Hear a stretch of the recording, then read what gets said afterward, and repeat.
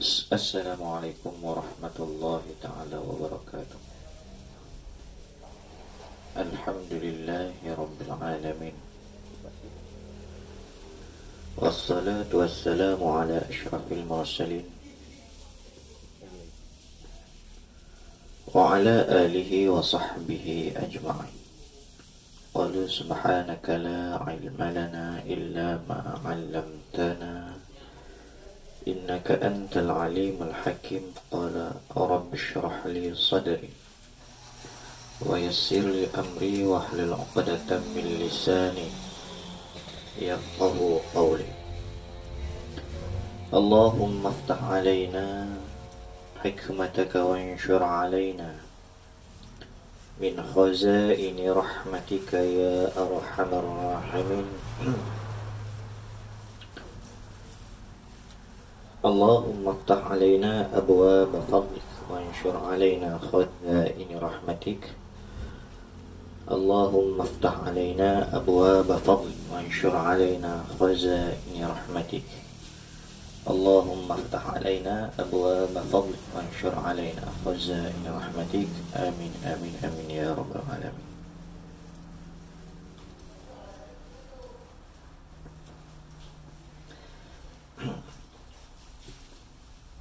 Muslimin muslimat yang dirahmati oleh Allah Subhanahu wa taala. Sama ada yang mengikuti kita melalui aplikasi Google Meet yang telah pun kita berikan di grup WhatsApp itu sebentar tadi, ataupun secara langsung di Facebook Live yang kita siarkan secara serentak ketika ini. Jadi insyaAllah kita menyambunglah kitab kita, kitab Nawar Bagi Hati, pada bab pula pada pagi ini daripada fasal yang ke-6 dan fasal yang ke-7 insyaAllah, yang akan ceritakan kepada kita tentang dua kaki dan dua tangan. Sebelum itu ada di antara peserta pengajian kita yang pada Sabtu lalu yang mohon untuk diulang sedikit daripada firmanullah ta'ala wala taqrabuz zina. Jadi kita akan ulangkan sedikit daripada situ sebelum kita masuk tajuk sehari. Sebelum kita memulakan dengan lebih lanjut lagi, marilah sama-sama kita hadiahkan Fatihah kita kepada ruh junjungan besar Nabi kita Muhammad sallallahu alaihi wasallam, dan kepada ruh para awliya, wali-wali yang merupakan kekasih Allah, para syuhada yang mati syahid, dan para orang-orang soleh, dan khusus kepada pengarang kitab kita Syekh Abdul Qadir Al-Mandili. Al-Fatihah. A'udzu billahi minasyaitonir rajim. Bismillahirrahmanirrahim. Alhamdulillahi rabbil alamin. Ar-Rahmanir-Rahim. Maliki yaumiddin. Iyyaka na'budu wa iyyaka nasta'in. Istaqim siratal ladzina an'amta 'alaihim ghairil maghdubi 'alaihim. Muslimin muslimat yang baru-baru masuk, boleh kita share ke mana grup-grup WhatsApp kita ataupun grup Facebook kita untuk kita berkongsi kemanfaatan ilmu asas fardu ain yang sebenarnya wajib dipelajari oleh kita semua. Bergantung kepada kita lah nak mengatur masa mana, tapi hukumnya tetap wajib. Jangan kita bagi alasan kata tak sempat. Setiap benda yang wajib itu bila kita buat dapat pahala, dan bila kita tinggalkan dia berdosa. Jangan kita menyebutkan bahawa ilmu tasawuf ni tak ada zaman Nabi. Ilmu tajwid pun tak ada zaman Nabi. Jadi nama yang tak ada, ilmu ada. Nama tak ada, tapi ilmu dah ada. Jadi kita kena berhati-hati dalam tutur kata kita. Ilmu hadis pun tak ada sebut zaman Nabi. Jadi nama apa? Cari sendiri ya. Dia kata tahu kan. Itu kata para alim ulama. Sebab tu kita jangan berpandai-pandai daripada alim ulama. Bukan makna alim ulama tu tak boleh ditegur. Maksudnya ada adab dan ada cara. Begitu. Baiklah.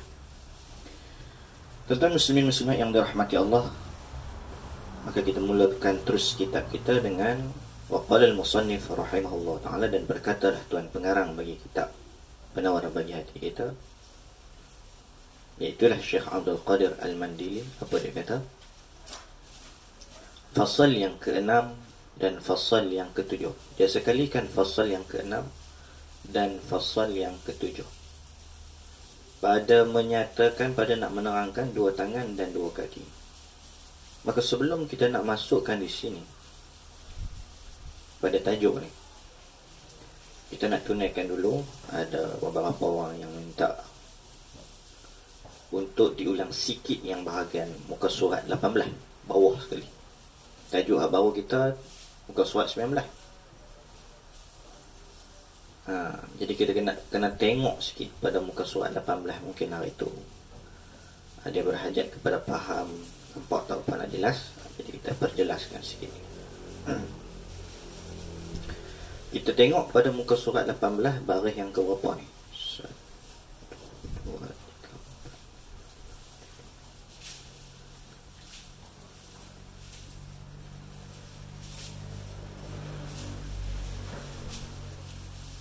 9 daripada bawah. Tentang firman dan firmannya tu. Muka surat 18 baris ke-9 daripada bawah, tang dan firmannya tu. Baik, bismillahirrahmanirrahim. Berkatalah tuan musannif, tuan pengarang bagi kitab Penawar Bagi Hati kita. Dan firmannya, firman Allah Subhanahu wa ta'ala, وَلَا تَقْرَبُوا الزِّنَا إِنَّهُ كَانَ فَاحِشَةً وَسَاءَ سَبِيلًا. Artinya, dan jangan menghampiri kamu akan zina. Ini mubalaghah, suruhan yang melampau, yang kita selalu gunakan istilah kalau tak mau jatuh dalam telaga, jangan main tepi telaga. Ataupun kalau tak mau jatuh dalam perigi, jangan main tepi perigi, nanti jatuh. Allah ajar kita sedemikian. Wala taqrabuz zina innahu kana fahishah wa sa'a sabila. Dan jangan menghampiri kamu akan zina, kerana bahasanya zina itu adalah ia maksiat yang sangat keji dan sejahat-jahat jalan. Nak ajak kepada kita, jangan kita hampir, bukan setakat jangan zina, tapi jangan hampir, jangan bukan sekadar tak bagi, malahan sampai hampir pun tak boleh. Hukum menghampirinya pun jatuh hukum haram. Nah begitu.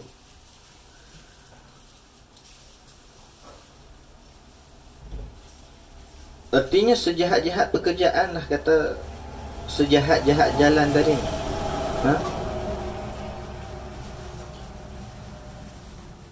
Jadi artinya, dan sejahat-jahat jalan tu artinya sejahat-jahat pekerjaan. Zina ni masuk dalam kabair. Zina ni masuk dalam perkara kabair, yang inilah dosa besar. sebagian ulama tak ada menyatakan berpendapat tak perlu duk asing-asing dosa kecil, dosa besar. Pukul besar belaka. Kalau kata dosa ni pukul besar. Sebagian ulama berpendapat asingkan dosa kecil, dosa besar. Begitu.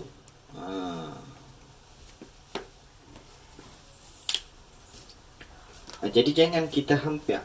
Jangan kata kepada zina, hampir pun tak boleh. Begitu. Jangan bermain di tepi telaga, takut jatuh dan telaga. Jangan main tepi pergi, takut jatuh dan pergi. Jangan duk main kot lewat zina, jangan duk hampir kepada zina, takut kita jatuh. Begitu. Artinya, kata sejahat-jahat jalan ni, artinya sejahat-jahat pekerjaan. Telah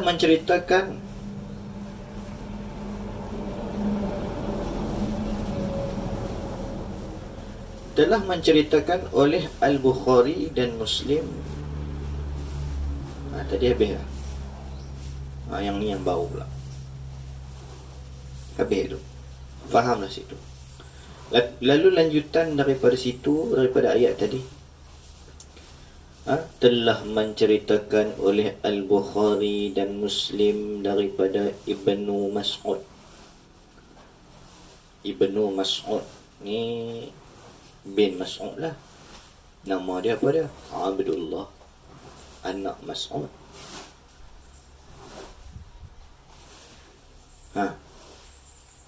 Daripada Ibnu Mas'ud radhiyallahu anhu berkata, ia Ibnu Mas'ud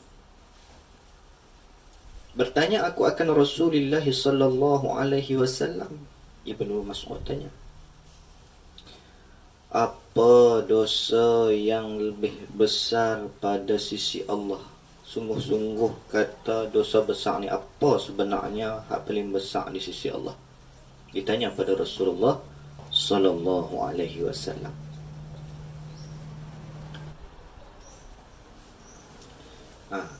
Bertanya aku, yakni Ibnu Mas'ud, akan Rasulullah sallallahu alaihi wasallam, apa dosa yang lebih besar daripada sisi Allah Taala? Pada sisi Allah, apa dosa yang lebih besar? Apa dosa yang tersangat besar? Dia nak tahu. Bersabda ia, yakni menjawab ia.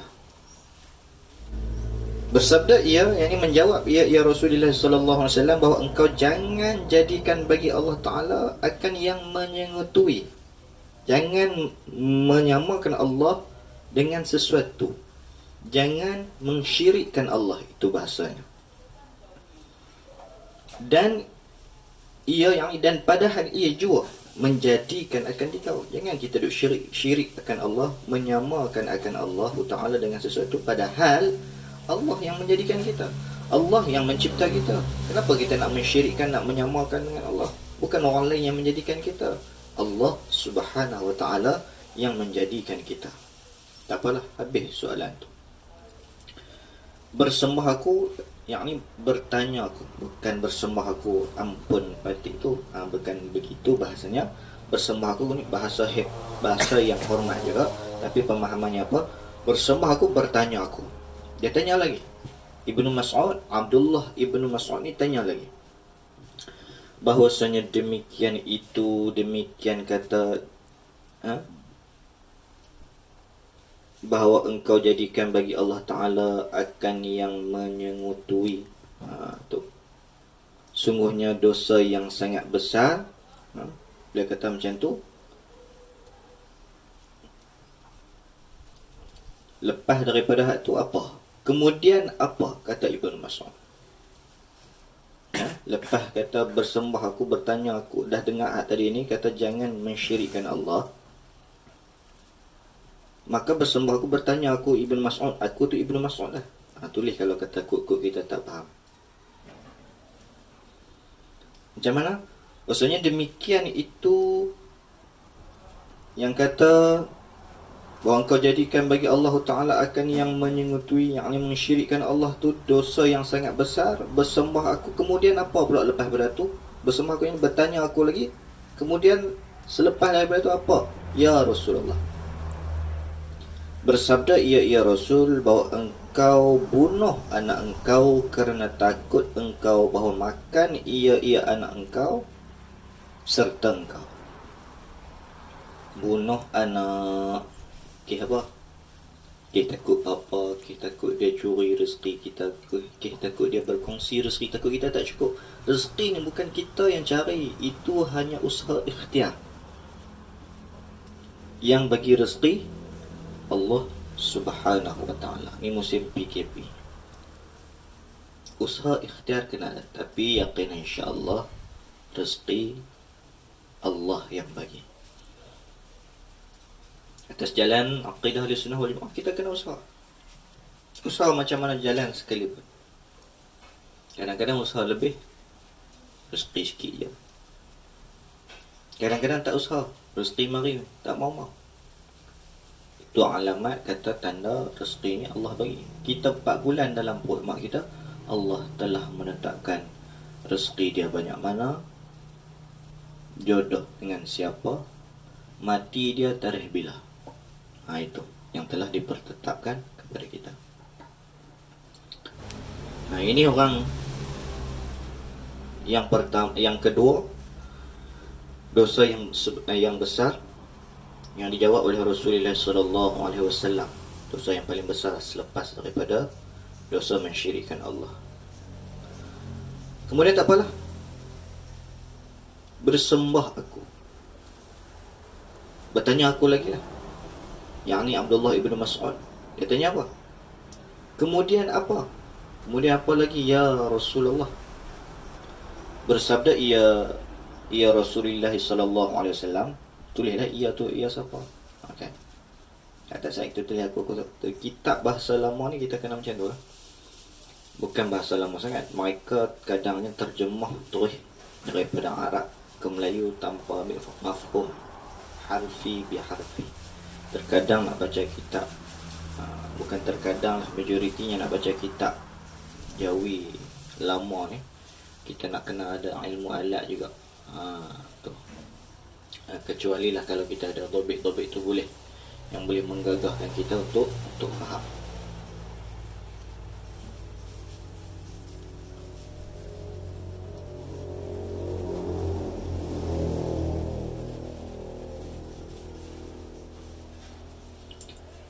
Jadi bersembah aku, yakni Abdullah ibn Mas'ud, yang ni bertanya aku lagi.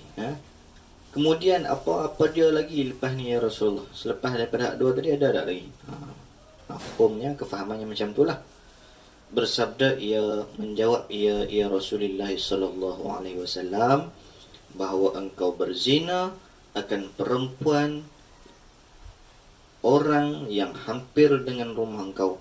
Wallahu a'lam. Masuklah dalam kategori berzina itu dosa yang besar selepas daripada mensyirikkan Allah, selepas daripada membunuh, maka masuklah kategorinya berzina. Wal'iyadzu billahi min dzalik. Itu kita kena tinggal lah. Tu. Wallahu a'lam. Habis itu. Lagi berkata Tuan Musannif rahimahullahu ta'ala, fasal yang ke-6 dan fasal yang ke-7 pada menyatakan, pada nak menerangkan dua tangan dan dua kaki. Ketahui olehmu, hendaklah kita tahu, ataupun hendaklah kita belajar sampai kita tahu bahawasanya Allah Ta'ala itu menjadikan ia Allah bagi engkau akan dua tangan. Yang bagi jadi kita menjadikan seluruh tubuh kita, menjadikan dua tangan kita dan dua kaki. Juga dua kaki ialah Allah Subhanahu wa Ta'ala. Sebab apa? Kerana apa? Kerana beberapa manfaat, beberapa faedah, beberapa kegunaan. Itu manfaat maksudnya. Yang bangsa akhirat, yang jenis akhirat, dan yang bangsa dunia.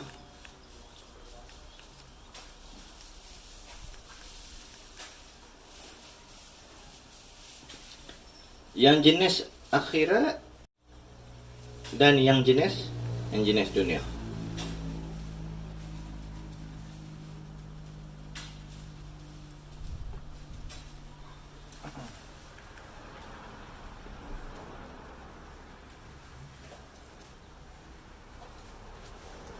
Maka ada pun segala faedah, segala manfaat tu. Manfaat tu maksudnya faedah ke, kegunaan ke. Maka ada pun segala manfaat, segala faedah kegunaan akhirat. Apa dia? Maka mengerjakan engkau dengan keempat-empatnya. Empatnya mana? Tu dua tangan, dua kaki. Ada cerita sekali di sini. Tangan dengan kaki dah cerita sekali.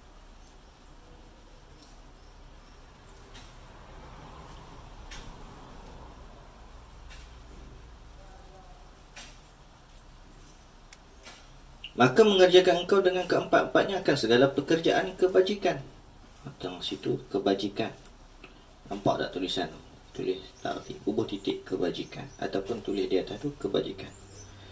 Seperti berjalan kepada masjid dan kepada tempat belajar ilmu yang memberi manfaat. Ada juga ilmu yang tak bermanfaat.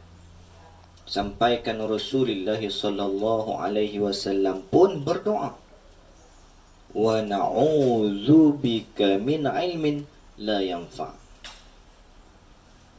Nabi berdoa tak mau ilmu yang bermanfaat. Kita kena berdoa.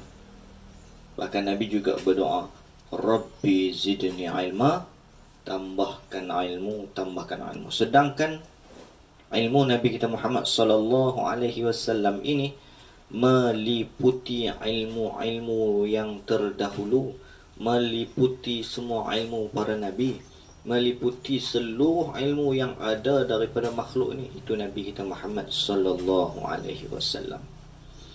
Tapi dalam keadaan sedemikian, yang walaupun Nabi mengetahui ilmunya semenjak daripada dulu, daripada alam roh sampai kepada kiamat, Nabi tahu belakang.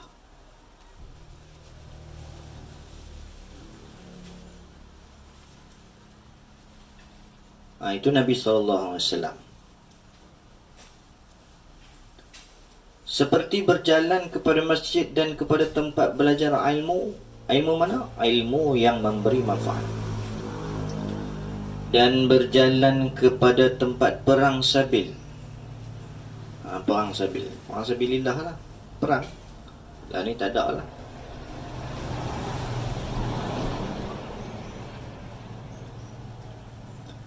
Akan datang ada. Dan ini tak ada. Itu pun perjuangan menegakkan kebenaran itu tetap ada daripada sekarang sampailah kepada hari kiamat.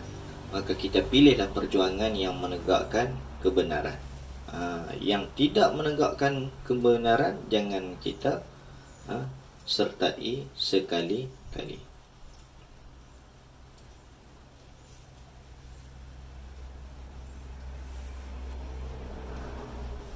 Dan tempat mengerjakan haji, itu kaki, tangan, pergi ke tempat-tempat macam tu. Nak pergi macam mana kalau kaki tak ada orang nak tolak wheelchair? Bolehlah gagah pergi. Kadang-kadang kita duk pergi jumpa musim haji, musim umrah, kita berjumpa tak ada kaki dan tangan. Kata Tuan Musannif, dan tempat mengerja haji dan umrah.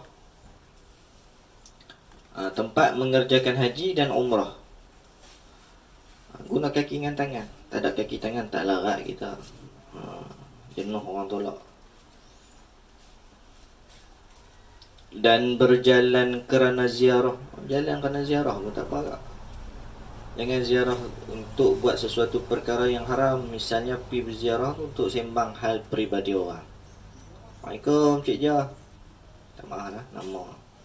Misal ni apa, hantar dah anak dia tu, kira anak dia apa, cerita hal orang tak payahlah, cerita hal kita. Ni kita duk mengaji ni pagi ni, kita nak cerita hal kita.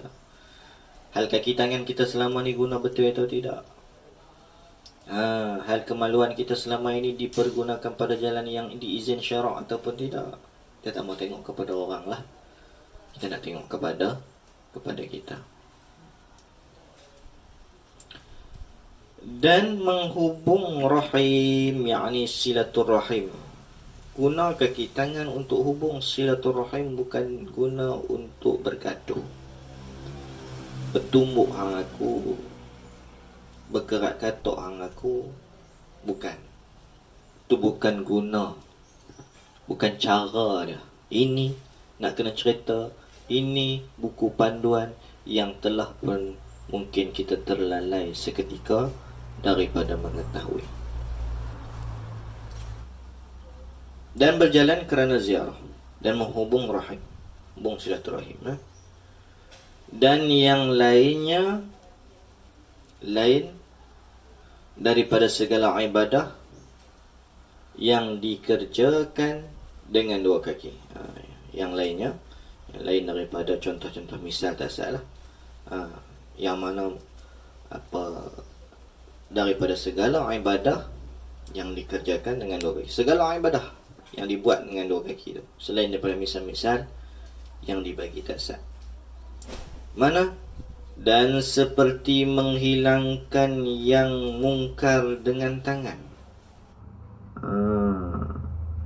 Tangan ni maksudnya dengan kuasa pun boleh, ataupun dengan tenaga kita yang ada. Kita gunakan tangan kita untuk kita cegahkan kemungkaran. Dan seperti menghilangkan yang mungkar dengan tangan, dan menulis akan ilmu dengan tangan, tulis ilmu. Dan berjabat tangan, bersalam dengan orang yang soleh guna tangan. Dan yang lain daripadanya, daripada misal tadi, daripada segala ibadah yang dikerjakan dengan dua tangan. Tu. Dan ada pun segala manfaat dunia,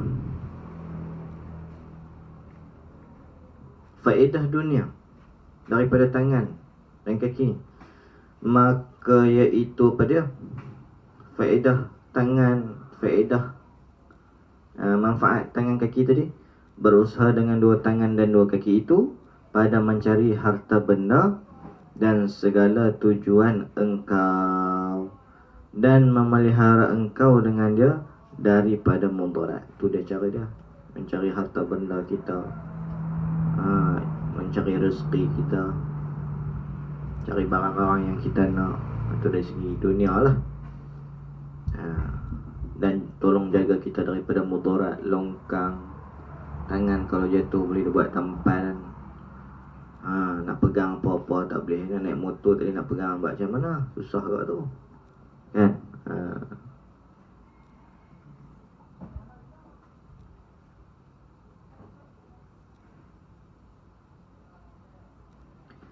Dia buat misal dah sini, dia buat lah. Mana hak kata pada mencari harta benda dan segala tujuan engkau, apa yang kita nak lah, dan memelihara engkau dengan dia daripada mudarat. Seperti mana? Lari dengan kaki daripada binatang buas-buas. Kalau tak ada kaki nak lari susah juga tu. Ular ke apa nak lari susah. Dan seperti menolak dengan tangan akan kejahatan orang yang menerkam ia akan dikau. Orang main nak tumbuk kita, tak ada tangan, buat macam mana? Jenuh lari. Ini kelebihan Allah bagi kepada kita. Tak tahu kadang ni nikmat kita tak sedar. Bila tak ada baru kita sedar macam tu. Sihat, sihat, okey. Dan tak boleh menyawa hidung ketat bicara ubat semua. Ni tak boleh nak duduk lah. Rasa tak boleh menapah. Ni satu daripada nikmat yang kita sia-siakan. Baiklah. Jadi faham tu kegunaan. Dan bermula mensyukurkan nikmat kaki dan nikmat tangan ini. Macam mana? Bahawa engkau pakai akan keduanya, kaki dan tangan tadi, sebagai nikmat yang Allah beri kepada kita tu, pada segala ta'at. Tu cara syukur. Macam yang kita dah sebut pada pertemuan kita yang lalu. Syukur ni apa? Menggunakan semua nikmat yang Allah berikan kepada kita, kita berikan semula kepada Allah. Itu maksudnya syukur. Kalau kita tak bagi semula kepada Allah dengan maksud tak guna pada perkara yang dia izin, maksudnya kita tidak syukur. Kita kufur. Bila kita kufur, nikmat-nikmat ni akan ditarik kembali oleh Allah. Akan ditarik kembali oleh Allah.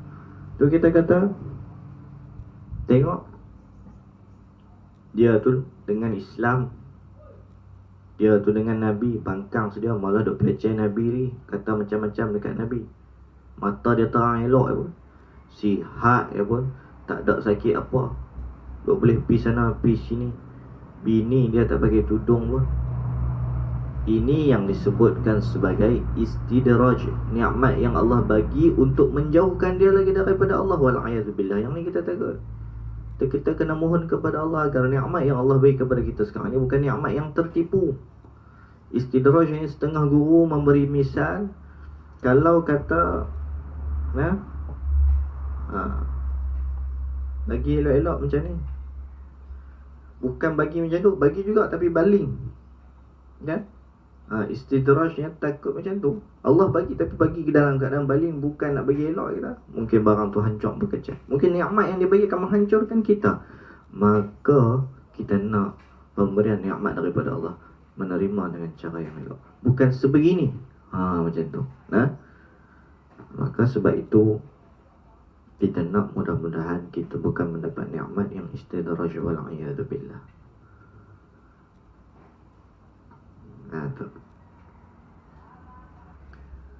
Begitulah. Dan bermula mensyukurkan nikmat kaki dan nikmat tangan ini, bahawa engkau pakai akan keduanya, nikmat kaki dan nikmat tangan, pada segala taat, dan engkau pelihara keduanya, kedua kaki dan tangan tadi, daripada tiap-tiap maksiat. Jaga.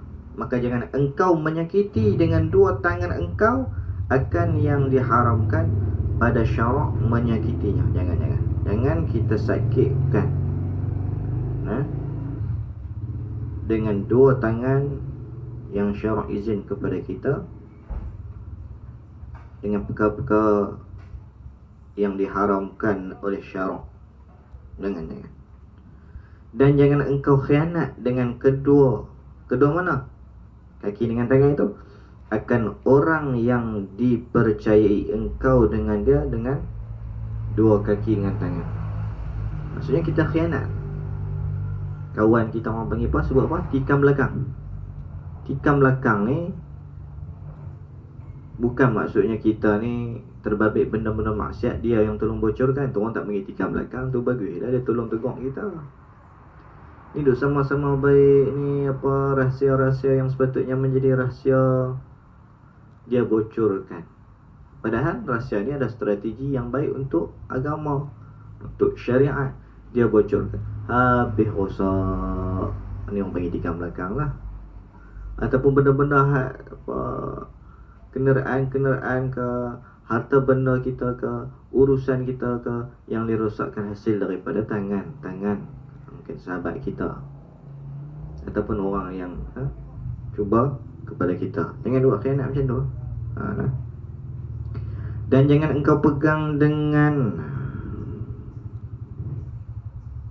melainkan, ada perkataan melainkan kat situ.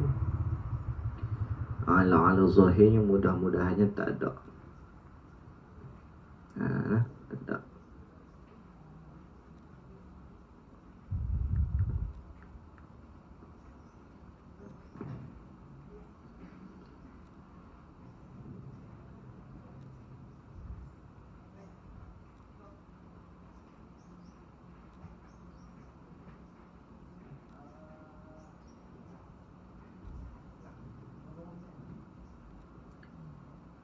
Jadi tangan dengan kaki ni seperti yang kita maklum tadi, adalah tujuannya untuk kita gunakan pada bangsa faedah dunia dan bangsa akhirat.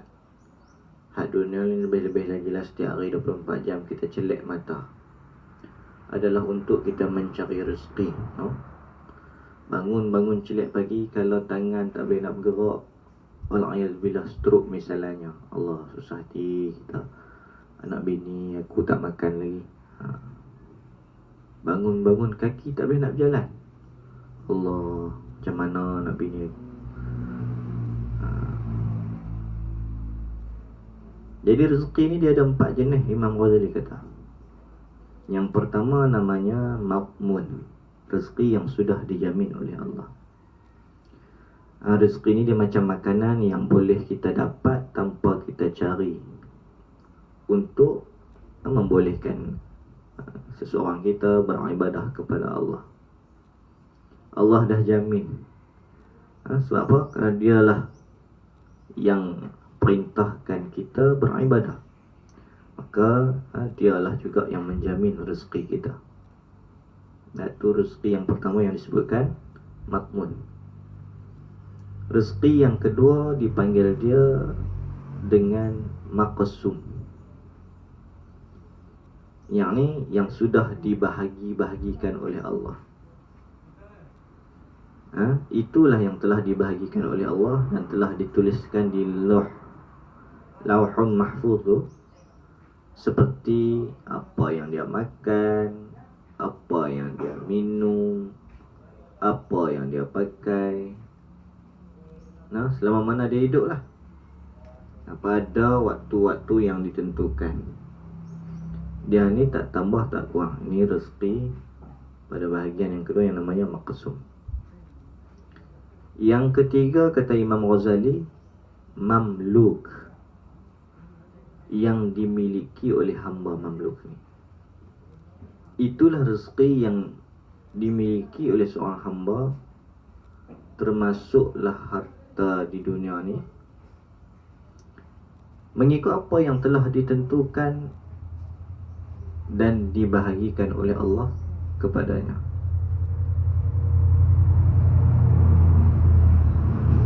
Yang keempat,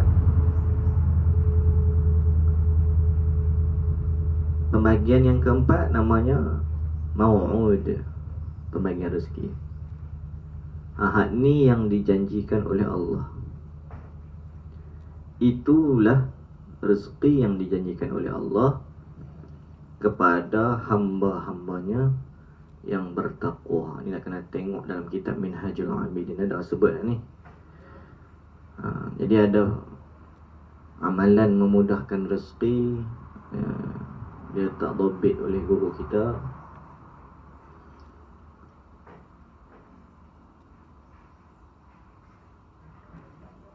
Baca wa may yattaqillaha yaj'al lahu makhraja wa yarzuquhu min haitsu la yahtasib wa may yatawakkal 'ala Allahi fa huwa hasbuh innallaha balighu amrih qad ja'ala Allahu likulli syai'in qadra. Ayat 1000 dinar tu lah, baca 7 kali pada tiap-tiap pagi.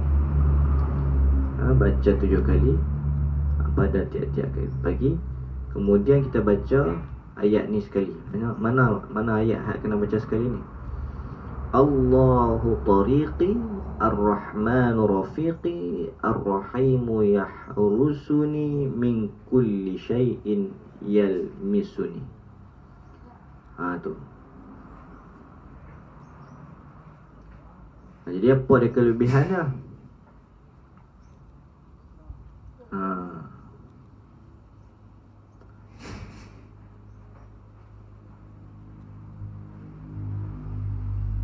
Allah jamin rezeki yang bangsa zahir, hak nampak, dan batin, hak tak nampak. Kadang-kadang kita tak nampak. Misalnya apa dia? Umur panjang. Macam tu. Tu kau nak kata hurai bab rezeki macam tu lah. Tu. Biar sikit je lah hurai tu bab rezeki. Tu nak abang kata kegunaan kaki tangan kita tu.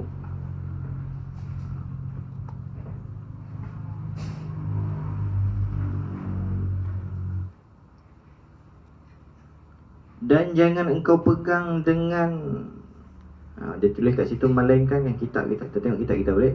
Dan jangan engkau pegang dengan melainkan akan yang haram. Jadi melainkan tu mudah-mudahan secara zahirnya bukan melainkan, tapi ada perkataan keduanya. Yang mungkin dalam naskah Rumi dia tulis macam mana tak pasti. Tapi begitulah. Melainkan ni keduanya. Bukan padam, buat bulat perkataan melainkan tu, letak keduanya. Dan jangan engkau pegang dengan keduanya akan yang haram, kedua tangan dengan kaki. Dan jangan engkau tulis dengan keduanya tangan kaki tadi ni akan yang dilarangkan daripada yang memberi mudarat akan orang Islam.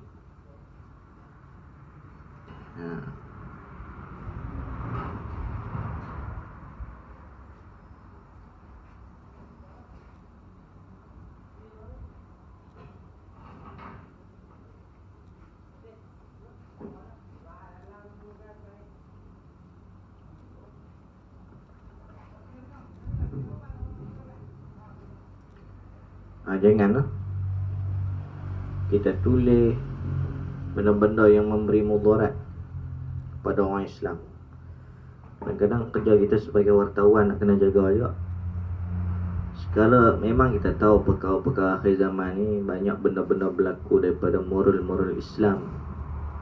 Tapi jangan kita sedap tulis letak di muka depan akhbar, kerana perkara itu akan menjatuhkan imej Islam.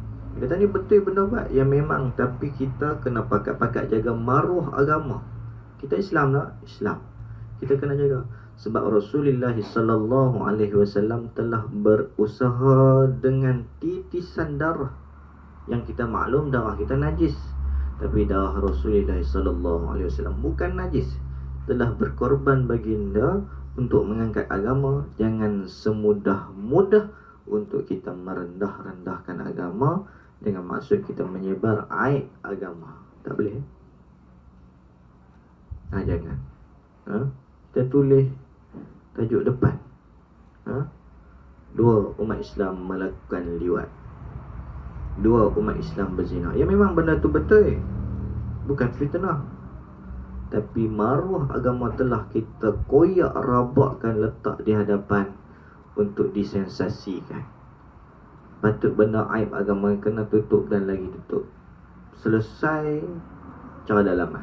Tu tak boleh tak selesai. Selesai boleh lah, tapi selesaikan secara dalaman. Begitu.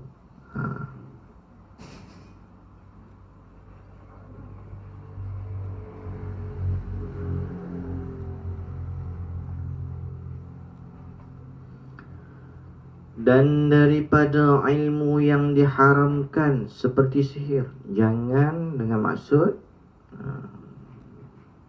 jangan engkau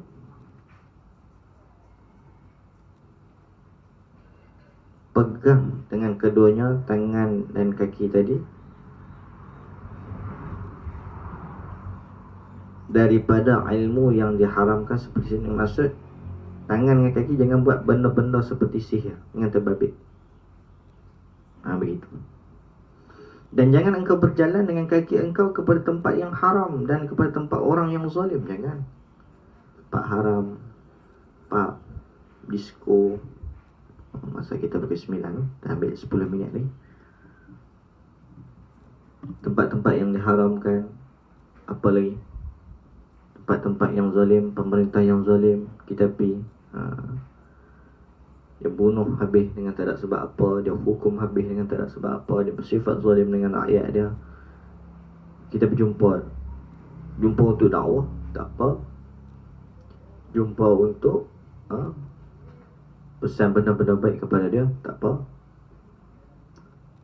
Jumpa untuk kerjasama bagi membawa kepada ke arah kebaikan, boleh. Tapi jumpa untuk kerjasama kepada maksud zalim di hati dia, tu tak boleh. Begitu.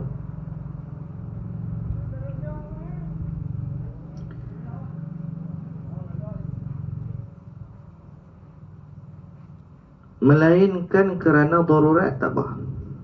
Kalau nak berjalan, nak pergi kepada tempat yang haram, dia contohnya dia tak pasal lalu juga kot mana pun, ataupun dia nak pergi panggil adik-beradik dia ke mana, nak tahu wal-'iyadzubillah ada adik-beradik yang terbabit dalam perkara yang haram, mak dia mati, dia kena pergi panggil misalnya, tak apa, panggil lah. Atau apa lagi misal-misal yang lain. Kalau darurah, tak apa. Pendeknya, ringkasnya, segala gerak engkau dan segala diam engkau itu sebesar-besar nikmat. Duduk pun nikmat, duduk diam. Bergerak pun nikmat. Cuba kalau kata sibuk, tak ada nak duduk langsung, stres tak? Oh letih, tak boleh nak duduk diam langsung, stres juga. Ini nikmat Allah bagi. Kalau duduk diam, PKPB, tak pergi ke mana, stres juga. Kan tak nak keluar langsung.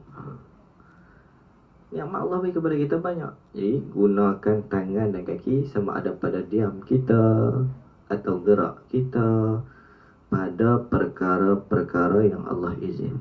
Habis.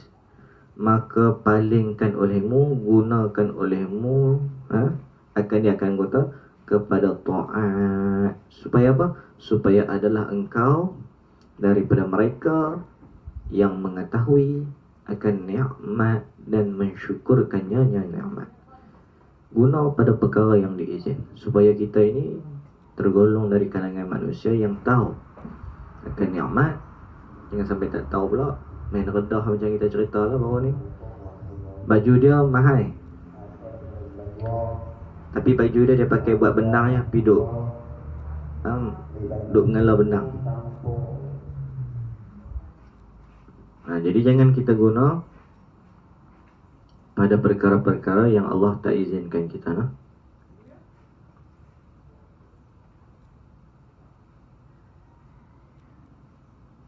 Bila macam tu, bila kita guna kepada perkara-perkara yang Allah tak izinkan kepada kita, maka tergolonglah kita dari kalangan manusia yang tidak tahu mensyukuri nikmat Allah. Syukur-syukur ni kita guna semua pada perkara yang Allah izin. Tiba-tiba kita guna pada perkara yang Allah tak izin. Maksudnya kita bukan orang yang bersyukur, orang yang tak tahu nikmat. Mereka yang mengetahui akan nikmat, dia tahu nikmat. Macam contoh kita cerita hari tu,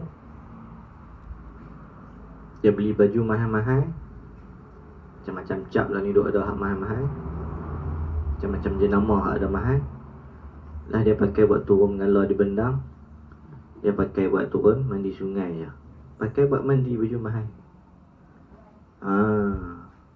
Pakai buat apa? Buat kotor royong.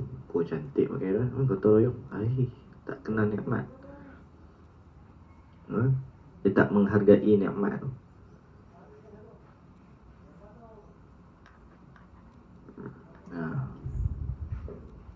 Maka diharap berkekalan nikmat itu pada engkau kerana syukur itu.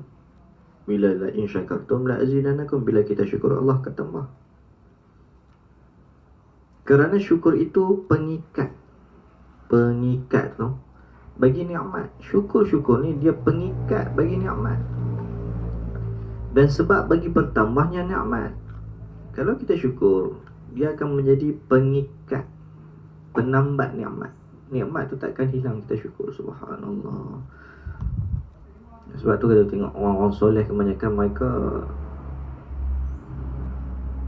cermin mata tak apa guna. Sebab dia banyak tengok kitab-kitab, banyak tengok ayat-ayat Allah, banyak baca Quran.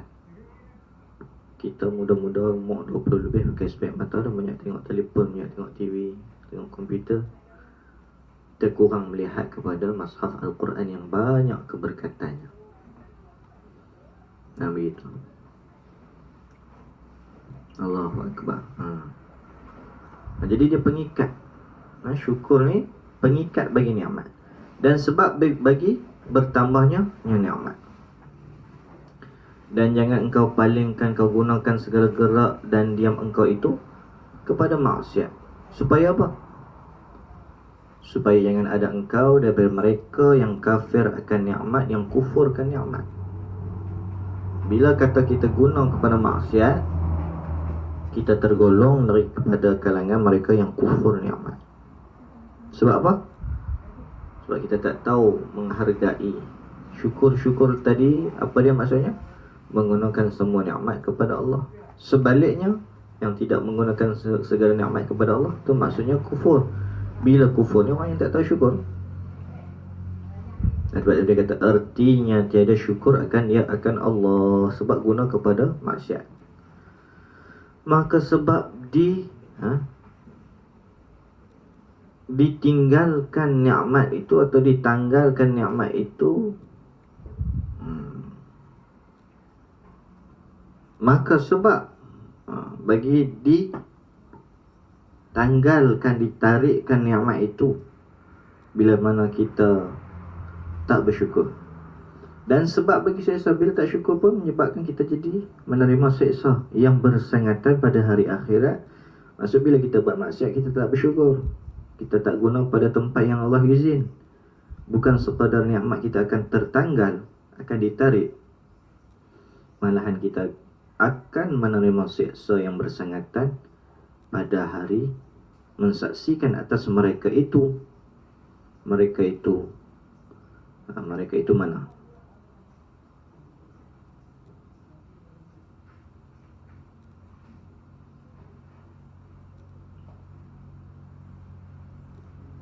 Pada hari mensaksikan atas mereka itu oleh segala lidah mereka itu. Kita akan mensaksikan lidah kita. Dan segala tangan mereka itu, tangan kita. Dan segala kaki mereka itu, kaki kita. Dengan barang yang ada mereka itu, kita-kita ini mengerjakan akan dia di dalam dunia daripada segala kejahatan. Al-yawma nakhtimu ala afwahihim wa tukallimuna aydihim wa tashhadu arjuluhum bima kanu yaksibun. Surah Yasin. Mulut kena kunci, tangan, kaki masa tu akan jadi saksi. Dia bersaksi lah, ni aku bagian mulut ni banyak bercakap bohong dah tadi dunia. Ya akhirat dia tak boleh nak cakap apa, duduk diam.